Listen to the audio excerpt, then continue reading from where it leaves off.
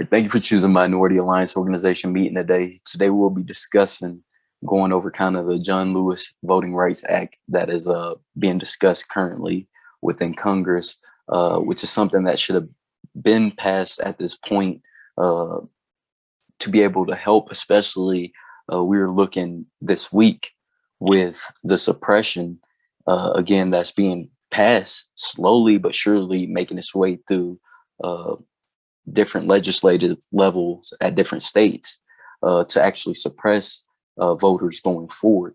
Um, and we're going to kind of look at today how the John Lewis Voting Rights Act would kind of counter these measures and what we could do to kind of keep the pressure against state legislatures at the state level to make sure a lot of these suppression bills don't find their way all the way to the floor, if even, and don't pass if they do get to the floor.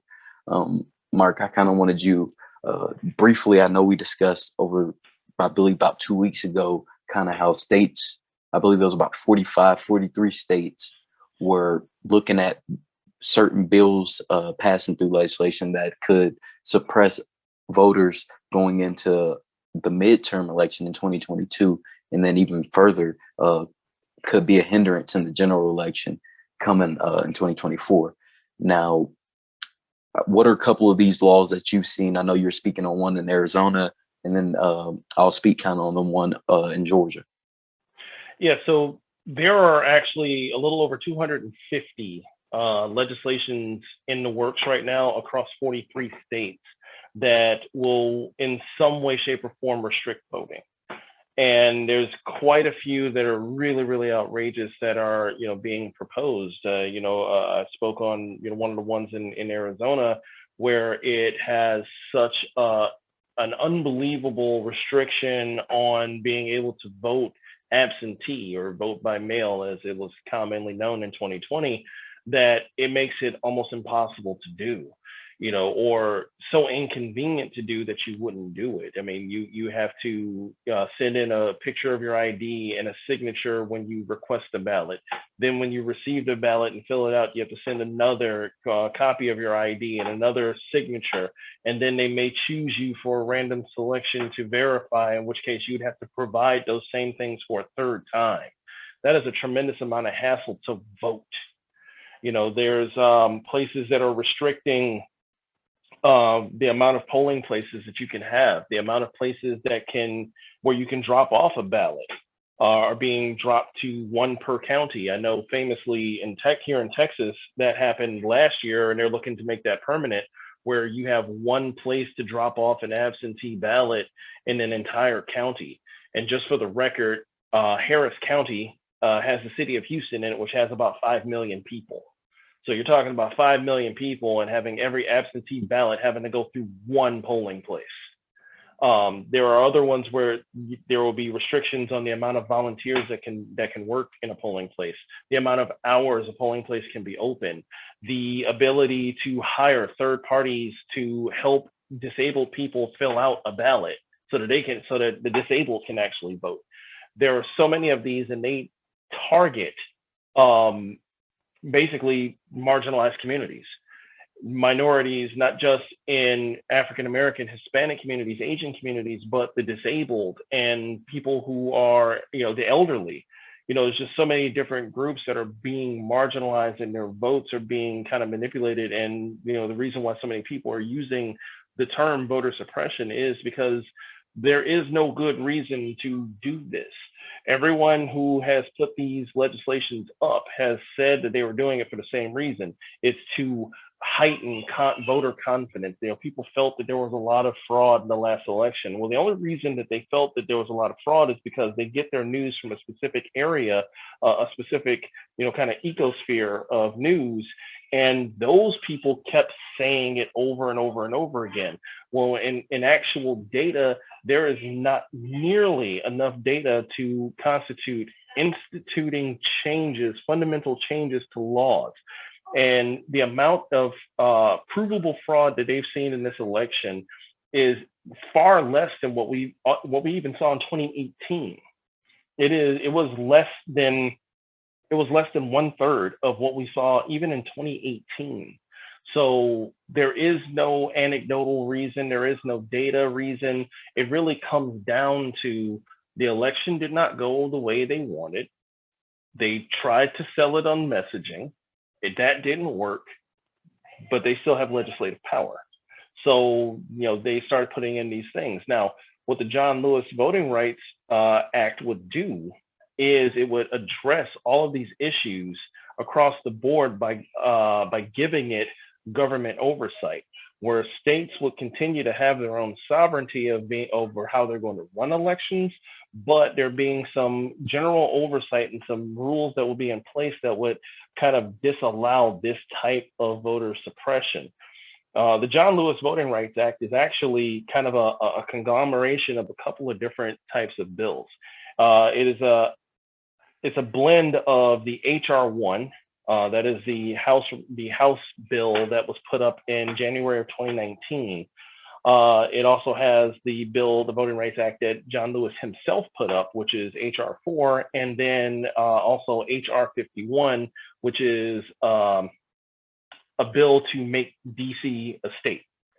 And as we saw, even in the Capitol, the issue of the Capitol, and on the 6th of January, one of the delays and one of the reasons why there was such a delay in the response is because outside of the Capitol Metro Police, there is no power to organize the National Guard on any type of level in Washington, D.C., because they have no governmental representation. They have no representative. They have no governor. All they have is a mayor, and everything else is handled by the federal government and actually specifically the executive branch. So the president has to actually activate the National Guard for Washington, D.C., because they don't have statehood. They don't have that type of representation. They're basically a U.S. territory within the confines of the U.S. So a couple of other things to go along with that bill, it would remove restrictions on voting. So when someone puts in a rule on the state level to try to put a restriction on voting, that would offer some government oversight as to why are you trying to do that? What will be the purpose of doing that? What is the end goal of doing that? It would also allow voting with a sworn affidavit in lieu of people who do not have an ID. Just because you do not have a state ID in your hand should not preclude you from being able to vote and being able to register to vote if you can prove who you are. Expanding voting rights for felons. I mean, I know that's, state by state, that's been a big issue on whether or not, felons have the right to vote once they've served their time, and that's another form of voter suppression, where a person could have served their time and be a free man, eligible to have employment, eligible to be at home, but not be eligible to vote because of something like you haven't paid 100% of your restitution, or you haven't paid 100% of your restitution over the course of a certain amount of time. These are all different types of rules that have been just chipped away to keep people from voting, because those type of marginalized individuals tend to vote a certain way. And, once you add the numbers up, if you look at the, polling just over the general population, most of the people, whether they, are Republican or Democrat, they tend to lean in a more progressive sense. There's things that they want from their government. There's opportunities that they want. There's things that they want from their states, and to be able to grow and to be able to have those same opportunities. They don't want to see giant corporations get bailed out while they get nothing, and the things that they want be, argued to the point where it's almost nothing at all. They want to be able to vote for those things, and they lean heavily in that direction. And when you see what we saw in 2020 with the amount of people who were able to vote, the most people who've ever voted in an election ever, we saw the direction that it went in. And we saw the direction specifically for a state like Georgia. I know you're about to speak on some of the things going on in Georgia, but when you see what happened in Georgia for what the people as a whole needed and wanted of their representation versus what they were getting, when they all had an opportunity to vote and they did vote, you saw what happened. So this is why you see all these different restrictions going in, and that's why we need things like the John Lewis Voting Rights Act, or the For the People Act at the very least, which is the HR 1 bill that is currently up, and it passed the House, and we'll see what happens with the Senate. So, if you want, go ahead and jump in and kind of talk about what's going on in Georgia a little bit. Yes, sir. In Georgia, I see they had two bills that they were basically looking at passing there. One within the Senate and one within the House. Um, Basically, as you said, similar to the same passing in the other states, you got one bill that was more so geared towards the mail-in voting and kind of restricting that, uh, extending on the witness uh, signature that you would need and the witness requirements uh, to actually mail in your vote.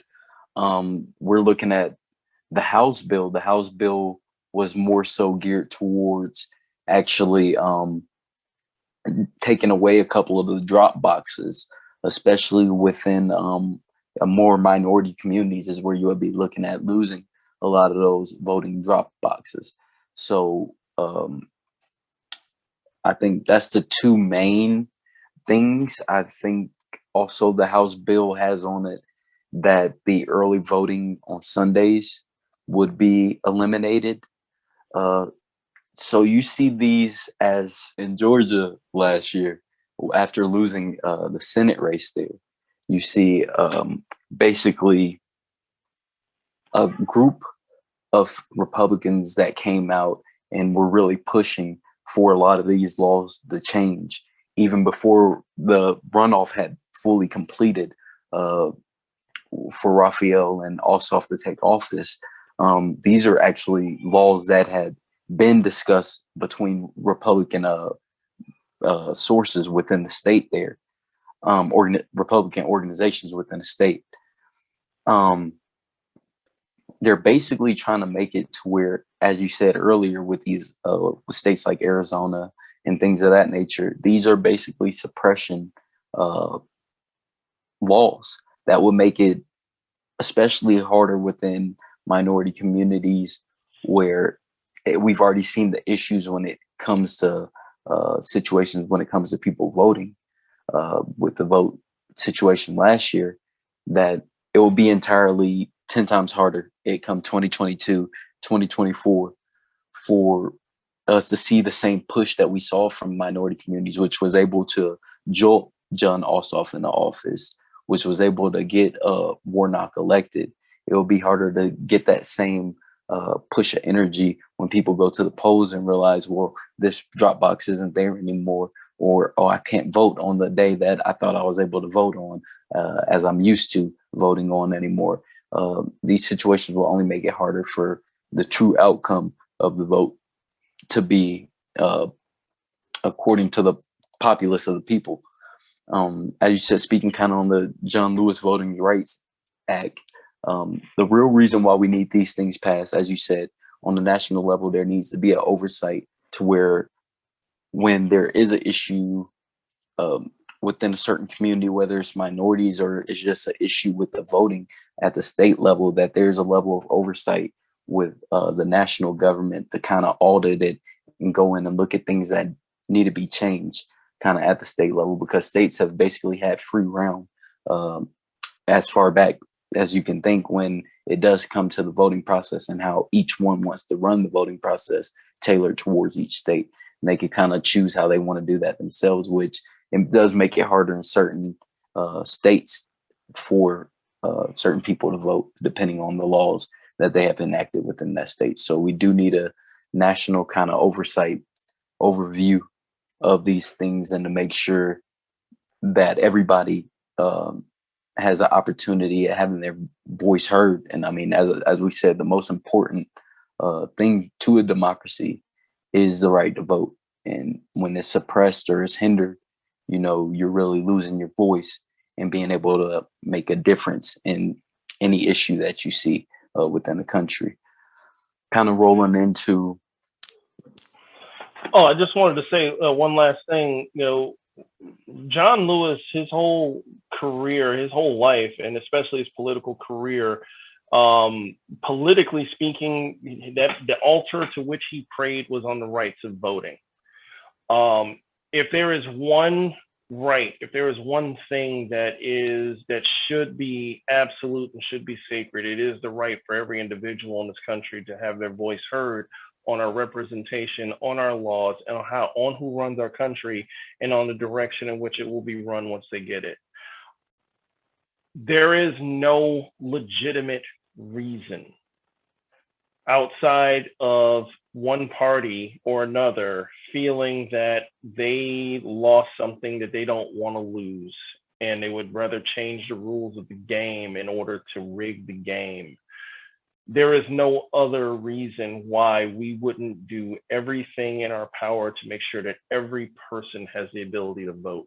We should be able to vote early in all 50 states. We should be able to vote by mail in all 50 states. We should be able to make it easy for the elderly or the disabled to vote. We should be able to make it easy for the mother of three who has two jobs to be able to vote, because their voices need to be heard. They need to be counted in a census. They need to be counted when it's time to vote. And any legislation that is put in without a really, really good reason, backed up by facts, backed up by evidence and testimony, and incontrovertible proof that you need to restrict voting in this country. Anything less than that is suppression. And it's the things that he fought against. It's the things that we, quite frankly, should be fighting against. The things that we get outraged about, the things that we've fought about. It's not that they're not important. They absolutely are. But our greatest fundamental right behind the right to live, is the right to vote. And the outrage and anger over the suppression and over these types of bills and these types of proposals isn't where it should be. There should be a lot more rage coming from the general populace. There should be a lot more outrage coming from the media that's supposed to be just telling us what's going on. And there should be a lot more outrage from those that we've elected to represent us. We need to have equal, if not more, outrage about this than any other policy that there is on the books, any other policy that anyone attempts on the state level, on the city level, on a county level, on a federal level. We need to have that type of outrage about that, because next to taking someone's life, there is nothing worse in this country you can take than their ability to have their voice heard, period, full stop. And we need to make sure that we push our representatives to get bills like this on the books, so that we have that type of representation. If you live in Washington, D.C., do you not need representation? If you live in Puerto Rico, do you not need representation? And if you live in Georgia and you voted for Ossoff and you voted for Warnock, are you happy, or are you satisfied with someone taking away your ability to ever do that again? And that's what we need to fix. Now, our second topic today we kind of want to speak over is, again, we kind of just want to touch on the outcome of a couple of these cases that have occurred across the country, a couple of the updates that have been given in the cases and things of that nature. Brianna Taylor was a case that was already wrapped up, and we see a situation where there was no one charged with her murder. No one had to pay a penalty for her murder and taking her life or anything of that nature. Even when we're looking forward into this George Floyd case currently being set out for the trial now, just a lot of these situations that are occurring in these cases are things that, as I discussed at the end of last year in one of our meetings, these were things that we were going to have to prepare for. And these are things that we're going to have to get ready for. And sadly to say, in the end, we might be lucky if we actually see one person truly prosecuted all the way out, actually with a murder for any of the individuals whose lives been taken at the hands of law enforcement. We see from the way that a lot of these cases are playing out, there are so many loopholes and situations that allow law enforcement to dodge and not have to pay the penalty for taking a person's life if it happened while in the act of them doing their job, even if they did use an extensive level of force and things of that nature. I kind of wanted to speak, Mark, especially specifically on the George Floyd case and a lot of the updates that we're seeing coming across, and how these are even, we're talking about voter suppression.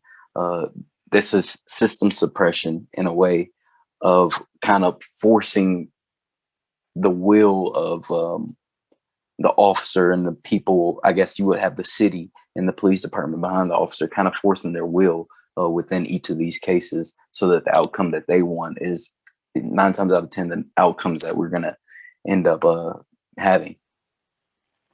Yeah, so there are a lot of conversations that should take place on a grander scale, but do not. One of the things that that is a grander scale conversation is, why do we rage against this so much? Why do we protest against this so much? And it is not just because another Black man's life was taken by a police officer, and it's not just because it's another what we see, another white member of law enforcement just kind of being allowed to do what he will, and everybody's having to take it. It's holding the country accountable to what they say is what makes us great. Our justice is supposed to be blind. Well, is it? Our justice is subjected to implicit bias everywhere you look. One of the implicit biases is that a person that is a police officer is inherently good, and that a person that a police officer is detaining is inherently bad, that they did something. It's the reason why they do the perp walk, why you walk somebody out of their home, with their handcuffed, two officers, officer on each side holding them. You look guilty. So when you see a situation like this, the implicit biases that go through, and everything has always been about the greater picture. And when it comes to officers and the issues that we have with officers dealing with the communities, the issue is about power, and the sub issue is about race. And so when you see these things happen over and over and over again, there's this implicit bias that Black equals dangerous, and that the cop is coming into it not with their own prejudices and their own issues and their own mental faculties and their own decision making and lack thereof on all of the above. Is that the person that they're detaining had to have done something. It's the reason why they take such a hard look at that person's background, to see what they did, to see if there's something going on. We want to see his tox screen. Well, we watched that man die. We watched that man have a knee on his neck for so long. It's where a lot of that outrage is coming from when people started marching in the streets. His tox screen has nothing to do with that. However, it runs into the implicit bias again. So when we see a situation like this where it's so egregious that someone has to bring up something, somebody has to charge something, so they do. But now we see these new developments where they're allowing a third-degree murder charge. And this is a charge that comes down way further down, and it makes it look, and it kind of sets up a scenario where he could end up getting convicted of such a much lesser crime than what he actually did. What we saw on tape, it's not third-degree murder, but them allowing that charge to be there, for that to go to the state Supreme Court, and for the state Supreme Court to refuse to even take it up, sets up a scenario where we've seen this movie before. We've seen this movie many times, and we've seen a situation now where this person could end up getting third-degree murder. This person could end up going home and getting off it entirely. And we saw, what I consider to be jury nullification by some of the questions that they're asking as qualifying questions for the jury. How do you feel about, the protests from last summer? Have you ever been involved in a protest? And yes, I know you don't want somebody who has a heavy bias against police being on a jury, but at the same time, if you're asking a Black person how they feel about, a police officer killing a Black man, you're going to get a real response, and that response cannot be disqualifying, just the same as anyone else. You can't ask a rape survivor 20 years later how they feel about rape. They have experiences, they have life experiences that will bring an inherent life lessen amount of baggage. And as long as it isn't over the top, that can't be disallowed. You're not going to find someone in that town or in that area that doesn't know anything about the George Floyd case who's going to be able to, so the reason I bring all of this up is because when you look at it, it's setting up the big letdown. And we've seen this so many different times in so many different cases where you have, a situation like this where it's so egregious and we want justice and we crowd for justice and we march for it and we fight for it. And they even do a charge. But at the same time, they look for a way, they stall things out.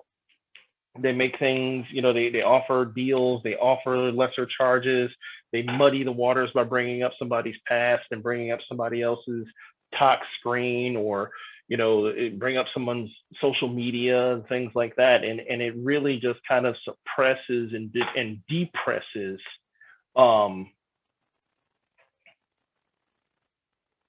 it kind of depresses what we expect out of the justice system. So, for his case, for Brianna Taylor's case, where that case is already pretty much adjudicated because they're not going to charge that officer. And, there are members of the family who are not even going to be able to speak on some of the things that they even know because there was a settlement, and settlements always come with non-disclosure agreements. So there's all these different things that are going on there. So there's always this hindrance to justice that we're looking for. And it just feels like another drop in a very large bucket of what we've always tried to deal with as minorities. Yes, sir. And I've said plenty of times, and these are situations that we gotta face head on. And you continue to see, it's sad to say that in a lot of these cases, and you can't replace a life. Brianna Taylor, you can't, replace that life. A settlement doesn't pay for that life. When you see somebody not even get justice in that situation, it's totally sickening. And even more so when it happens and it occurs over and over again, normally 9 times out of 10 towards a minority within this country. And it's continuously swept under the rug every time it does occur. Starting all the way back in the early 2000s, I think in modern times, one of the first major, instances of this such was the Trayvon Martin, and that person wasn't even, law enforcement. That was a neighborhood watch guy.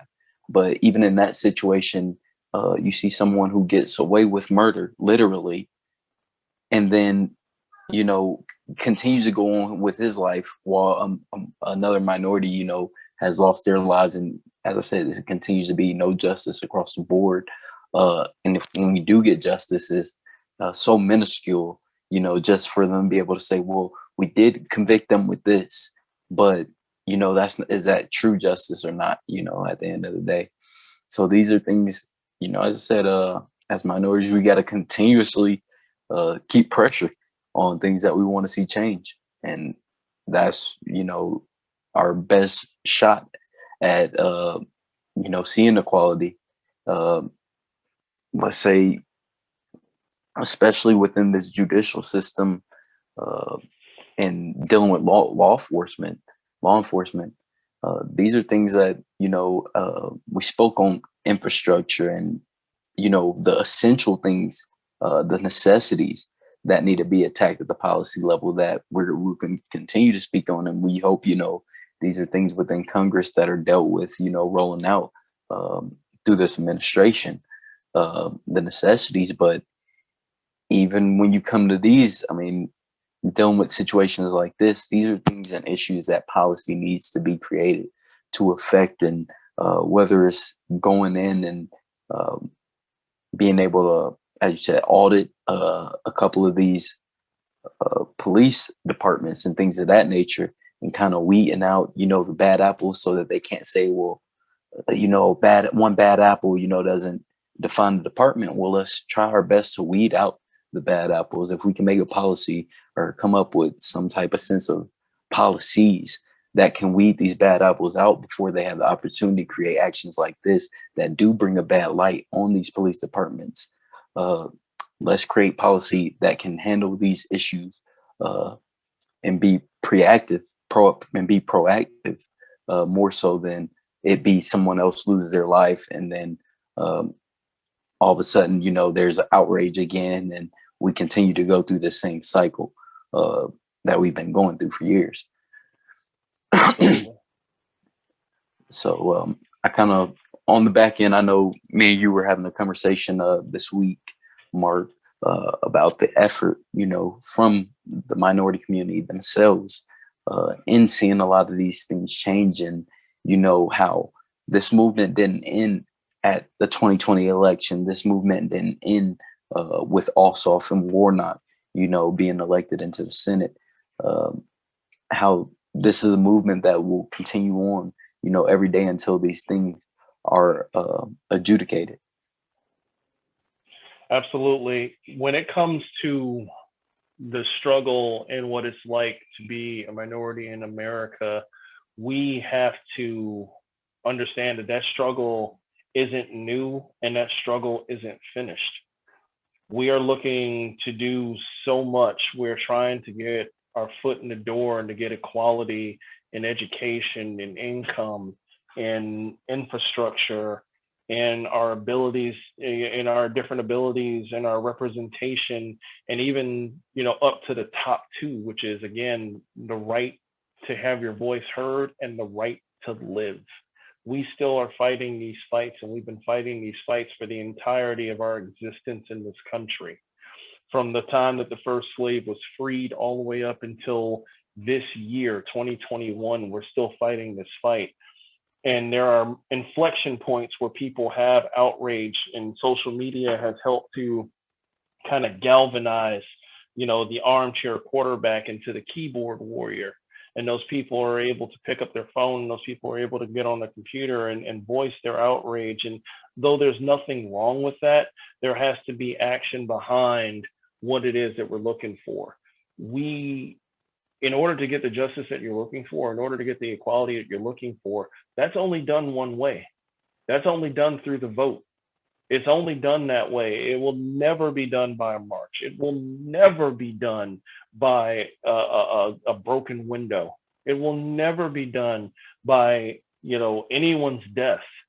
It will be done by voting. It will be done by stepping up and moving those mountains. And we've seen this happen throughout our history multiple times, including in 2020, where if you are able to put some voting power, when you're able to put some economic buying power, when you're able to put real energy behind a goal, we can achieve the goal. One of the greatest cons that's ever been perpetrated on the masses is making sure that they think that they don't matter, while a minority wealthy elite has convinced everyone else that they do matter. There are far more of us than there are of them, and there always will be. And when we're able to put our voice to vote, we can move these mountains.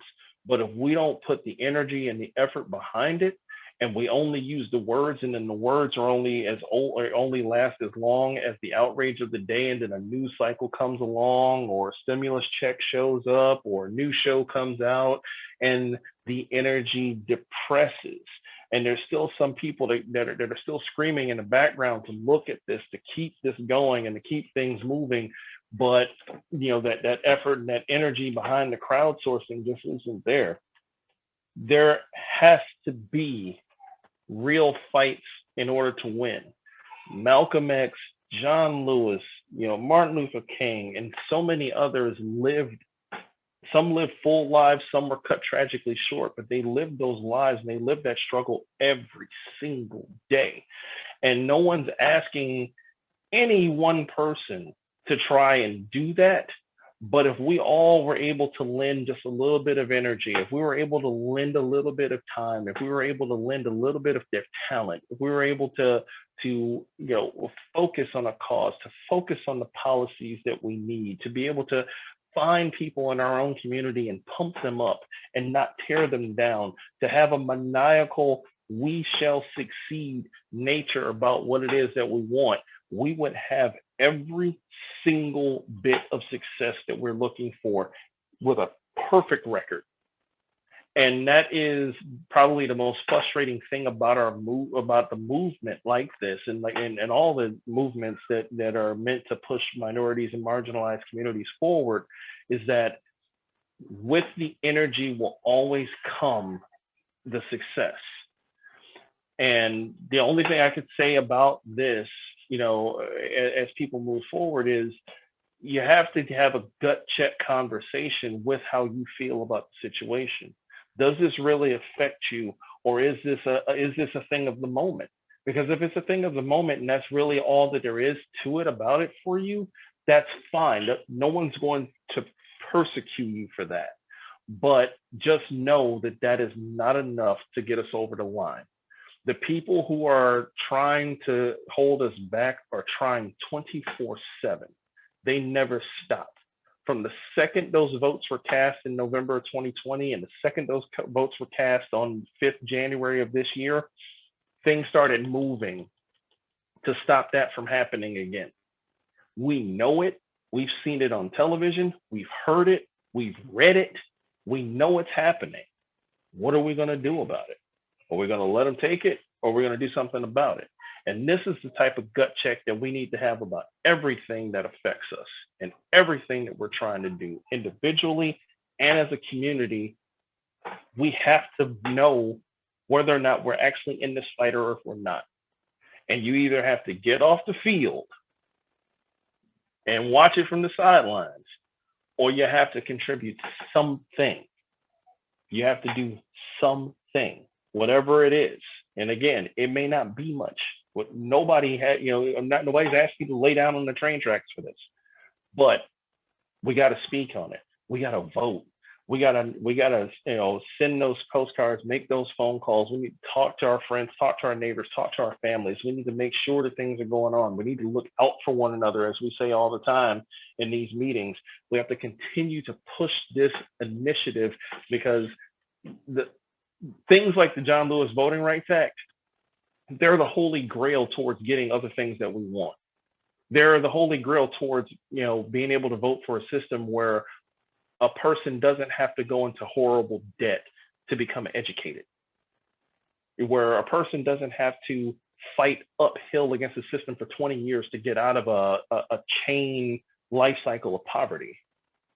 All of these things are within our grasp, but they definitely will not happen so long as all of our outrage is confined to whichever social media site is our favorite.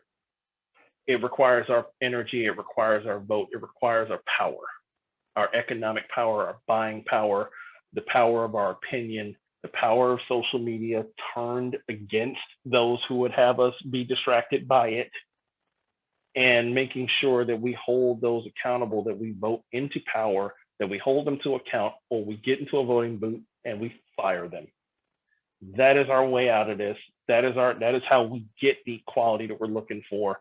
And there is no other path forward. So I hope people understand that, and I hope people are able to keep up their energy. If their energy has waned, get it back, get your groove back. If you've been on the fence and thought about it, it's time to do something. And those who continue to fight, it's time to not lose hope. All right, and then basically closing out today, I just wanted to kind of say, the movement basically that's occurring, and the feeling in the fight for equality currently going on around the country is not something that, people should be a part of for quote unquote the experience, but more so because you want to see real change. And if that's the case, then that's something that, you try to participate in as much as you can until that change occurs that you're fighting for. And, I know all across the board, all across the country, those minorities, people who get up in arms on social media, and then, the past few months, the elections passed and things have kind of settled down, as you said before, you got to kind of find that fight, find that fire, and you got to continue to keep pressure until, you actually see policy changing. You actually see justice within, as you said, certain actions like the Breonna Taylor case, the George Floyd case, until you see justice starting to occur across the board in these different aspects. You got to continue to fight on. So, as we say every week, everybody continue to do well, look out for one another, and let's, continue to push for the things that we started this fight looking for, equality, whether it's in the financial sector, whether it's in, the judicial system, um, whether it's in policy that's being passed in these states. We want just equal opportunity across the board for everyone. Absolutely. You guys take care. And, again, continue to take care of each other. Keep up that energy. Keep that fight going.